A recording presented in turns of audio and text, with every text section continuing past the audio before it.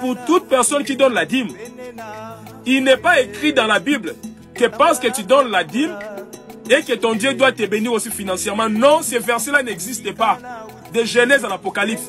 Mais ce qui existe dans la Bible reconnaît que, à cause de ta fidélité au principe de la dîme, ton Dieu va te visiter. Comment il va te visiter? Il va ouvrir les écluses des cieux dans ta vie. Il va répandre les bénédictions en abondance dans ta vie. Donc cela se passe comment? Je me rappelle, il y a un verset dans la Bible qui nous dit ceci. Du haut de son trône, l'Éternel notre Dieu parcourt son regard sur la terre, cherchant ceux qui ont le cœur tourné vers lui, afin qu'il leur fasse du bien. Mon frère, ma soeur, c'est de cette façon-là que l'Éternel aussi agit dans la vie de toute personne qui reste fidèle au principe de la dîme. Il va se dire, non, à chaque fois que je regarde telle personne, je la vois toujours donner sa dîme. Mais pourtant, dans sa vie, je vois là, il y a le diable qui veut détruire sa vie. Il y a le diable qui veut détruire son enfant. Il y a le diable qui veut détruire peut-être telle ou telle autre bénédiction que je lui ai donnée. Non, il faut que je les protège. Mon frère, à cause de ta fidélité à la dîme, ton Dieu aussi peut te protéger. Ton Dieu peut t'éviter la mort. Ton Dieu peut t'éviter certaines situations auxquelles tu ne t'attendais même pas. Voilà pourquoi, mon frère, ma soeur, ne limite pas la récompense à la dîme, à l'argent seulement. Ça, c'est des faux enseignements. C'est ce que nous appelons des enseignements hérétiques, des faux enseignements. Vous comprenez, mes frères et sœurs? Et là, nous sommes en train d'avancer. Nous sommes en train d'avancer. Donc, je crois que nous comprenons dorénavant que nous sommes appelés à rester fidèles au principe de la dîme, mais cela n'oblige pas notre Dieu à nous récompenser aussi financièrement. Non. Mais notre Dieu, au moins, c'est qui nous garantit. Il va se souvenir de nous. Il va nous récompenser. Mais la manière dont il va nous récompenser, cela ne dépend que de lui. Je vous pose une question, mon frère, ma soeur. Je sais qu'il y a des gens qui donnent leur dîme régulièrement.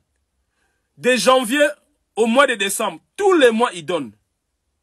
Mais des fois, si vous regardez de telles personnes, vous allez vous rendre compte que, malgré leur fidélité à la dîme, souvent, ce sont des gens pauvres. Ils ne s'enrichissent pas financièrement. Mais posons-nous maintenant la question. Vous, les serviteurs de Dieu qui dites aux chrétiens et aux chrétiennes que si vous donnez la dîme, l'Éternel va vous bénir financièrement. La question que je vous pose, mais comment expliquer que tous ces gens-là qui sont restés fidèles au principe de la dîme, ils donnent leur dîme régulièrement.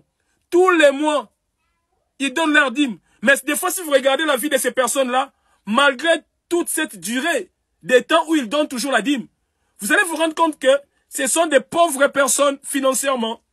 Mais si vraiment la dîme pouvait rendre riche, comment expliquer que ces gens-là ne deviennent pas riches?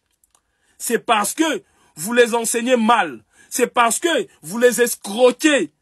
Il faut juste dire à ces gens-là, mon frère, ma soeur, la Bible me dit, au livre de Malachie 3.10, si tu donnes ta dîme, l'Éternel va ouvrir les écluses des cieux sur toi et il va répandre les bénédictions en abondance sur ta vie. C'est comme ça qu'il faut présenter la parole. Et en présentant la parole de cette façon-là, la personne sait que parce que je donne la dîme, mon Dieu va se souvenir de moi. De quelle manière? Ah, cela ne dépend que de Dieu. Il peut m'épargner la mort, il peut m'épargner la maladie, il peut m'épargner je ne sais pas quoi. Vous imaginez, mon frère, ma soeur, il faut toujours rester et rester et rester. Il faut toujours rester et rester. Mon frère, ma soeur, il faut rester vraiment et vraiment scotché à la vraie parole. Il faut rester vraiment scotché à la vraie parole. Vous imaginez, mon frère, ma soeur. Et nous prenons encore un autre point. Nous prenons encore un autre point. Des fois, nous assistons à certaines personnes. Oui, nous assistons à certaines personnes qui prient dans une église, mais elles donnent leur dîme dans d'autres églises. Je vais m'expliquer là-dessus. Je crois pour la plupart des gens, ou pour certaines personnes, ou pour certaines catégories de personnes qui viennent d'un certain endroit, des fois on assiste à des gens qui disent, moi j'ai pris dans telle église. Si bien que j'ai pris dans telle église, mais je sais que mon père spirituel, se trouve en Afrique. Je sais que mon père spirituel se trouve en Europe. Je sais que mon père spirituel se trouve dans tel endroit.